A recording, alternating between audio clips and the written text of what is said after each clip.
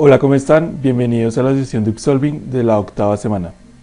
Esta es la primera sesión en la que estaremos resolviendo problemas de ciclos, así que pues les pido el favor que si no han visto la clase de ciclos, la vean, porque así podrán entender cómo desarrollar este tipo de problemas. El primer problema se llama ¿cuántos divisores? En este problema te decían que tenías que leer un entero positivo n y tenías que decir cuántos divisores tenía ese número. En este caso, por ejemplo, si te daban el número 6, pues 6 tiene 4 divisores, el número 1, el número 2, el número 3 y el número 6. Tú tienes que decir cuántos divisores existen para dado número y te aseguran en los límites que ese número está entre 1 y 10 a la 5. ¿Cómo podríamos analizar ese problema? Bien, lo podríamos hacer de la siguiente forma. Nosotros sabemos que tenemos que usar ciclos, porque pues de esto consiste en los problemas, y una manera en la que podríamos hacerlo, que era bastante simple, era decir, bueno, yo tengo que iterar hasta cierto número n.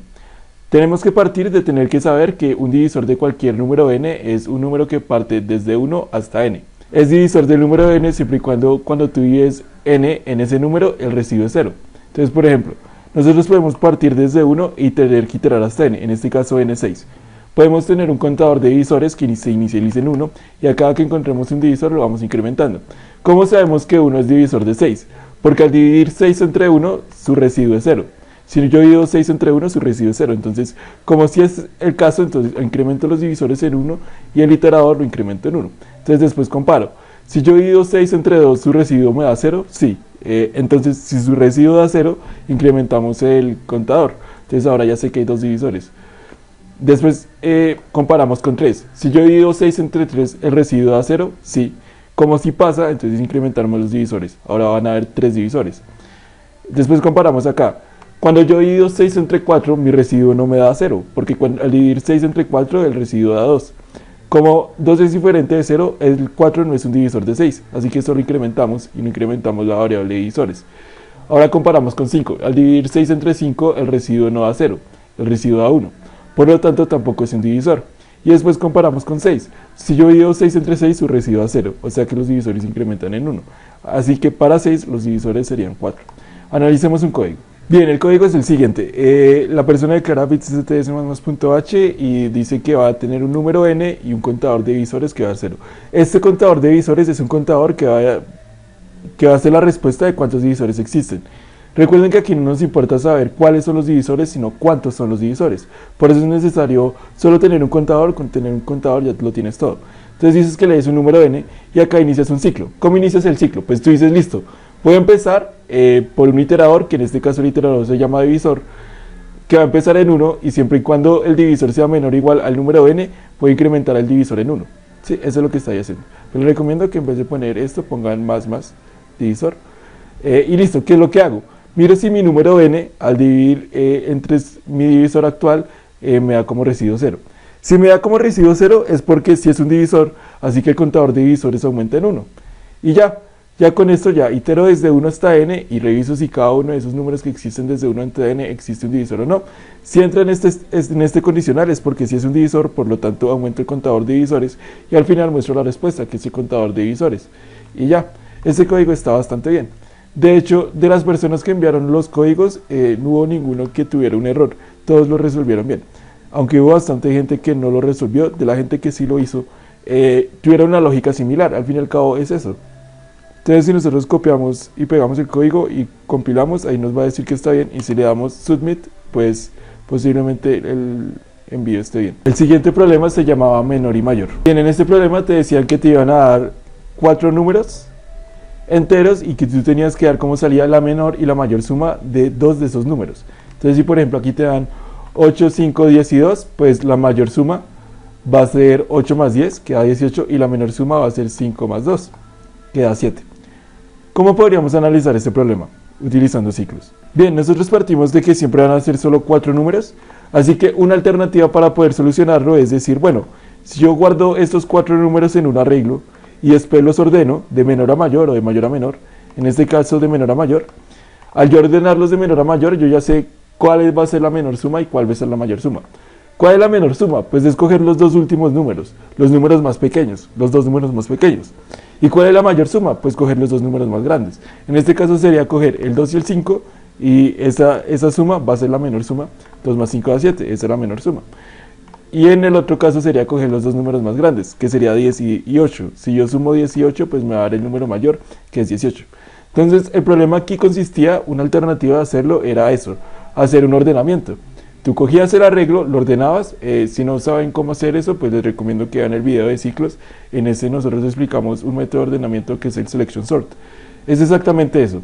Haces un selection sort, ordenas el arreglo y después de ordenarlo muestras las dos primeras posiciones sumadas y las dos últimas posiciones sumadas. Y eso es todo. Bien, esta persona trató de hacerlo, pues primero yo les recomiendo siempre que usen VistSTS++.h. Esta persona trató de hacerlo con solo condicionales y pues no está mal. El problema de usar condicionales es que, por ejemplo, en este caso que son 4 números, usar todos los condicionales para poder determinar cuáles son los dos números menores y cuáles son los dos números mayores es perder el tiempo, porque al fin y al cabo es un proceso muy largo que tú te puedes ahorrar si usas ciclos.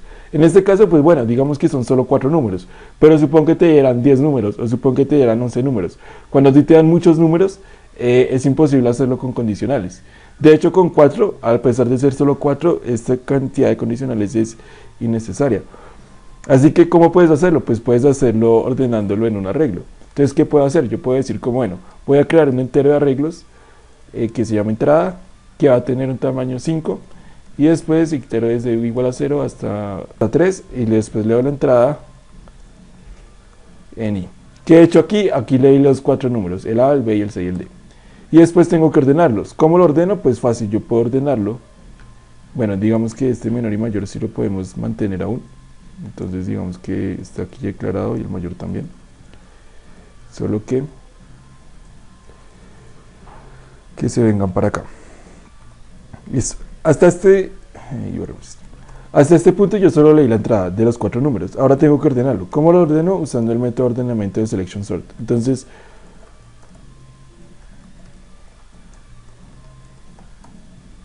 pues creo dos ciclos.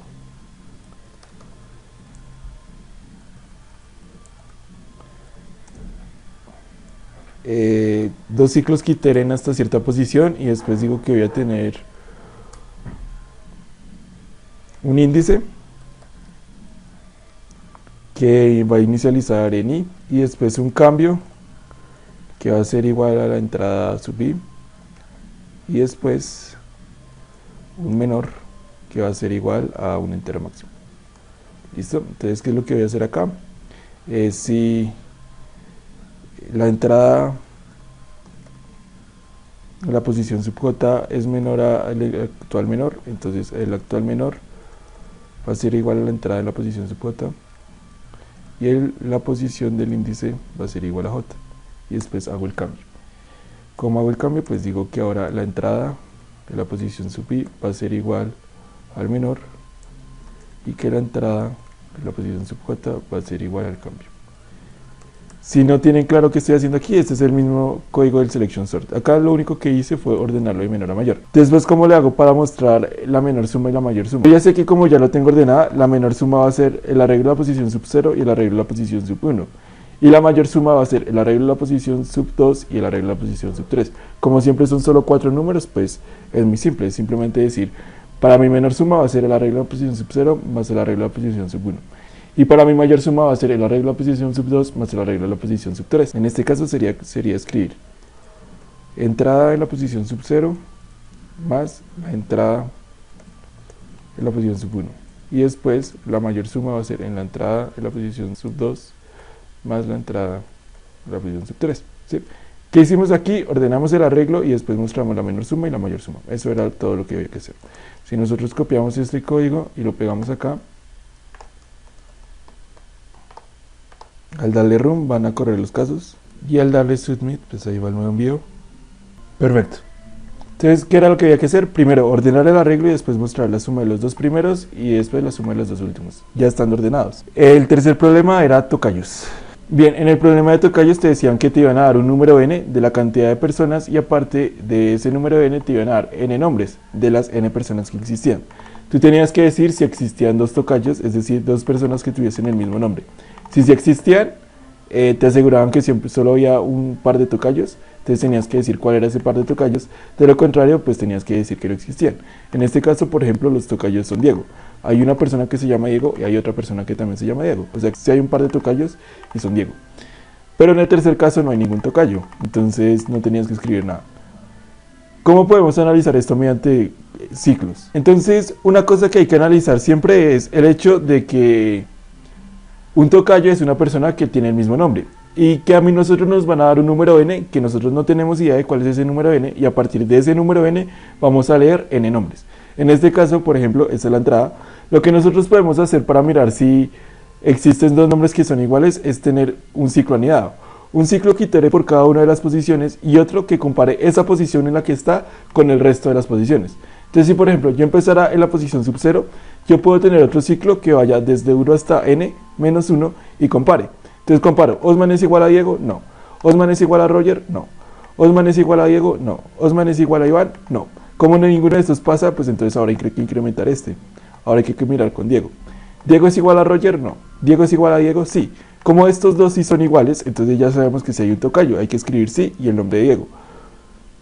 Pero en caso de que no, pues habría que continuar con el ciclo, comparar con Iván, y después sería continuar en este ciclo, comparar Roger con Diego, después Roger con Iván, y después Diego con Iván, y así sería la comparación.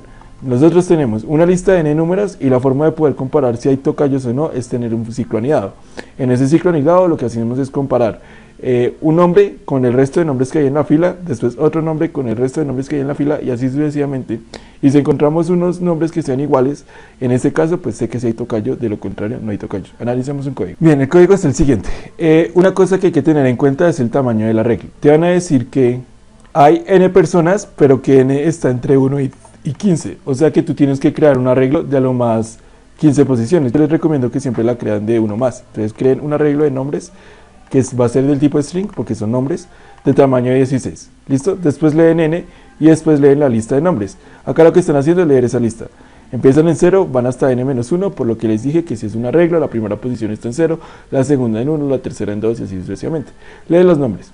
Y después, ¿qué tienen que hacer? Pues listo, ya que los tienen arreglados en un arreglo, van a tener un ciclo que vaya en posición por posición y otro ciclo que compara la siguiente posición con la posición de i. Sí, en este caso, este sería el iterador i y este sería el iterador j. Yo empiezo en i y comparo con todos estos que serían j. Después empiezo con este en i y después comparo con todos estos nombres. Después voy acá, empiezo este y comparo con el resto de nombres y así sucesivamente. ¿Sí? Eso es lo que hay que hacer. Si sí lo encuentra, va a decir que sí y va a poner un return 0. ¿Qué hace el return 0? Es terminar el programa. Entonces termino el programa y ya. Pero si después de todo este recorrido no hay nada, pues escribo un no y termino el programa después de escribir el no. ¿Sí? Este ciclo es supremamente importante. Al fin y al cabo lo que está haciendo es lo que les digo. Parten en una posición específica y después comparan esa posición con el resto de nombres que hay en esa lista. Compara si el nombre en la posición de i es igual al nombre en la posición sub j. Como ya sé que ambas posiciones son distintas, pues si esta condicional se cumple es porque si son nombres iguales, entonces si hay un tocayo y es el del nombre sub i. Y como ya encontré el tocayo, pues termino el programa poniendo un return 0. Si no, escribo no y return 0 y ya. Entonces si nosotros copiamos este código, posiblemente esté bien. De hecho, de las personas que enviaron los códigos, ninguno tuvo problemas. Así que, pues para corregírselos es bastante simple porque de la gente que lo envió no hubo ninguna persona que tuviera un error. Entonces si copiamos este código y lo probamos, pues está bien. Y al darle submit, pues estará bien. Otra forma de hacerlo sin tener que usar returns es utilizando una variable booleana. Un bool que sea, no sé, por ejemplo, respuesta, que inicialice en falso. ¿Qué va a hacer esta variable booleana? Pues recuerden que una variable booleana lo que hace es tener valores verdaderos o falsos. Respuesta lo que va a decir es que, por ejemplo, en este caso yo ya mostré la respuesta. Entonces, si la respuesta es falsa,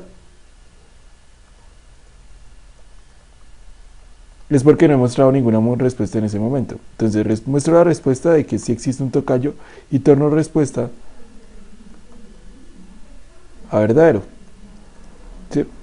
Y si después de hacer todas las comparaciones en el ciclo, respuesta sigue siendo falso, es porque todavía no he mostrado ninguna respuesta. Entonces, ¿qué es lo que tengo que mostrar? Pues el no. ¿Sí? Es otra manera de hacer el código sin tener que poner los return. E igualmente va a funcionar. Entonces, bien, si nosotros copiamos este código y lo pegamos acá, pues va a servir de la misma forma. Si le doy en Run van a correr los casos de ejemplo. Si le doy Submit, pues ya estaría todo bien. El último problema es quién gana las elecciones. En este problema te dicen que en una ciudad hay N personas y que estas N personas quieren hacer una votación en una jornada de elecciones. Entonces existen cierta cantidad de candidatos y en esa jornada de elecciones lo único que pueden hacer es seleccionar a un candidato que está indexado en un número. Ese número indexado va desde 1 a 100. Pueden votar por 100 candidatos y la forma de votarlo es seleccionar un índice por cada candidato. Al final de la elección tú tienes que determinar quién es el ganador de esa elección. Entonces en este problema, por ejemplo, hay 5 personas que quieren hacer una jornada de votaciones.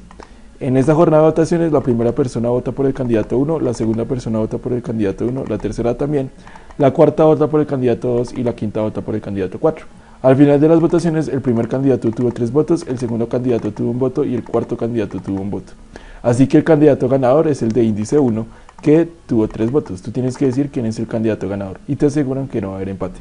¿Cómo puedes hacer esto mediante ciclos? Bien, si vieron la sesión de clase de ciclos, pudieron darse cuenta que la forma de hacer este problema es similar a un problema que desarrollamos en la clase, que era el de contar cuántos números distintos había. La idea es la misma. Nosotros vamos a tener 2 arreglos, un arreglo que va a recibir las entradas de las votaciones de cada persona y otro arreglo que va a tener cuántas votaciones tuvo cada uno de los candidatos. Como están indexados desde 1 hasta 100, pues yo puedo decir que el candidato 1 al final recibió tantas votaciones, que el candidato 2 recibió tantas y así sucesivamente. ¿Sí? El primer arreglo me va a determinar la entrada de cuántos votantes hay y de por qué candidato votó cada votante. El votante 1 votó por el primer candidato, el 2 votó por el primero, el 3 también. El cuarto votó por el segundo candidato, el quinto votó por el cuarto y el sexto votó por el cuarto.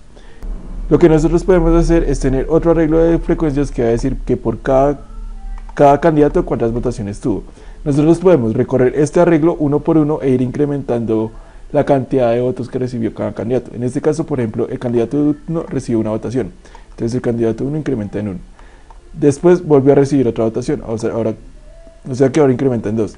Después recibió otra votación, o sea que ahora incrementa en 3. Después el candidato 2 recibió una votación, o sea que ahora el candidato 2 tiene una votación. Después el candidato 4 recibe una votación, o sea que ahora el candidato 4 tiene una votación. Y después, por último, el último votante votó por el candidato 4 también, o sea que el candidato 4 al final tiene 2 votaciones. En este arreglo de frecuencias yo ya sé que el candidato 1 tuvo 3 votaciones, que el candidato 2 tuvo una votación, que el candidato 4 tuvo 2 votaciones y que el resto de candidatos no recibió votaciones. Entonces, si yo ya tengo estas frecuencias de cuántas votaciones tuvo cada uno de los candidatos, yo lo que puedo hacer es recorrer todo este arreglo y determinar cuál es el ganador, partiendo de que el que más tenga votos va a ser el ganador. Si yo recorro este arreglo, al final yo ya voy a saber que la persona que tuvo 3 votos es el ganador y que la persona que tuvo 3 votos, en este caso es el de índice 1. O sea que el ganador es el candidato con el índice 1. ¿Sí? Analicemos un código para que nos quede más claro. Bien, esta persona usó IOStream, yo les recomiendo mejor bits stdc++.h. Listo, usó using namespace porque va a leer y a mostrar entradas, declaró un entero n y después leyó n. Y declaró un arreglo de entrada que se va a llamar votos. En este arreglo leemos la entrada. ¿Sí? Es decir, si yo ya sé que hay n votantes, pues leo esos n votos que recibió cada uno de los votantes. Listo. Acá estoy leyendo la entrada, leyendo las votaciones. Listo. Después de leer las votaciones voy a tener un entero de contadores, que este va a ser el que va a contar la frecuencia con la que votaron por cada candidato.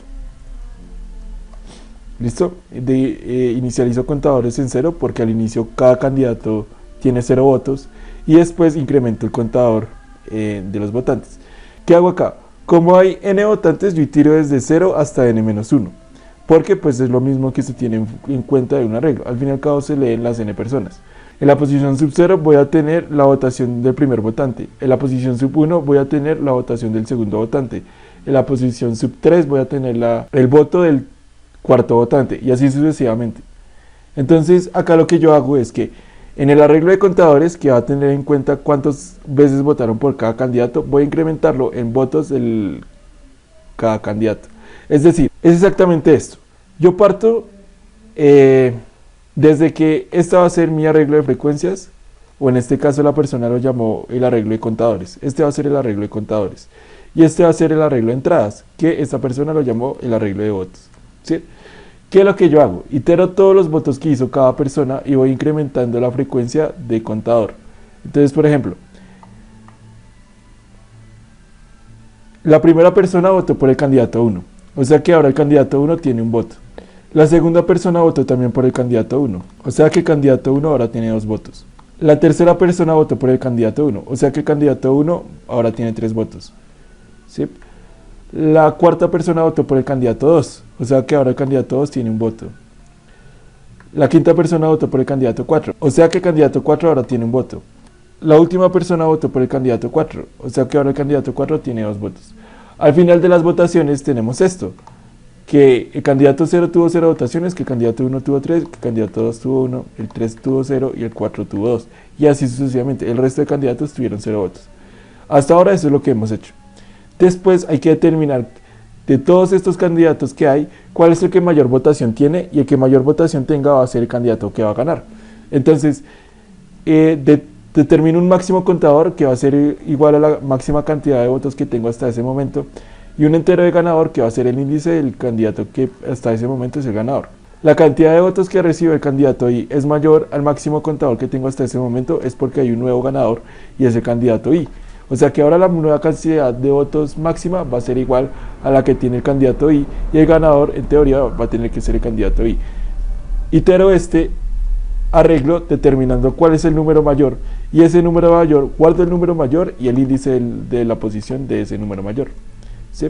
Después de todo eso determino que el ganador va a ser igual a la variable que está almacenada como ganador. ¿Sí? En teoría el código está bien, solo que no analizo bien los límites. Miren esto. En el problema te dicen que vas a tener que leer una línea, un entero n y en enteros a sub i. Ese a sub i lo que va a determinar es el índice de cada candidato, pero acá te dicen que cada candidato está entre 1 y 100. O sea que yo te podría hacer esta entrada, yo te podría decir que hay 3 votantes y que el primer votante votó por el candidato 100, el segundo votante votó por el candidato 99 y el tercer votante votó por el candidato 100. Tú no analizaste la posibilidad de que exista un candidato con un índice 100, con un índice 99, con un índice mayor a n. O sea que si yo te muestro esto, tú no me vas a mostrar la respuesta correcta. Tú me vas a decir que la respuesta del índice del candidato mayor es 1, y eso no es cierto. ¿Por qué pasa? Porque tú no analizaste la posibilidad de que existían 100 candidatos. Este arreglo de contadores tiene que tener un tamaño de 101, porque son 100 candidatos. Yo te recomiendo siempre que pongas un tamaño mayor. ¿Sí? Voy a recorrer por todos los candidatos desde 1 hasta 100, ¿sí? Y voy a decir que el candidato 1 ahora tiene 0 votos al inicio, el candidato 2 tiene 0 votos, el candidato 3 tiene 0 votos, y así sucesivamente. Después itero por todos los votantes que votaron en esas elecciones y aumento el contador de los candidatos, ¿sí?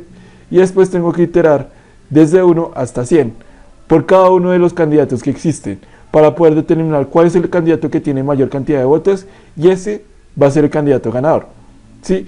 Pero el índice del candidato no se determina por n, se determina por a sub i, y en este caso a sub i es 100, o sea que tú tienes que iterar desde 1 hasta 100 y mirar de todos esos candidatos que existen, cuál es el que mayor puntaje tuvo, cuál es el que mayor cantidad de votos recibió.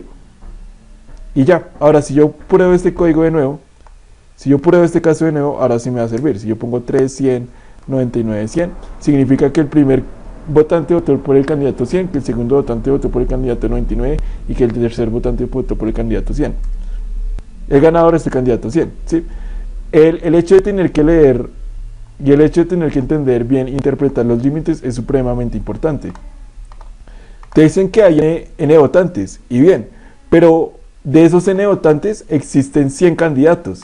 Y tú tienes que iterar por cada uno de los candidatos que existen. Entonces, ahora si nosotros le damos submit, ya tu código sí va a estar bien. Perfecto, ahí quedó bien. Y así termina esta sesión de Upsolving. Les recomiendo por favor que nos sigan en estas redes sociales, principalmente en Instagram y en YouTube. En YouTube vamos a estar compartiendo una sección que se llama Un Parche para el Desparche, en la que personas que participaron en esta programación competitiva desde muy pequeños nos cuentan cómo la programación competitiva les cambió la vida. Muchísimas gracias por estar pendientes de este directo.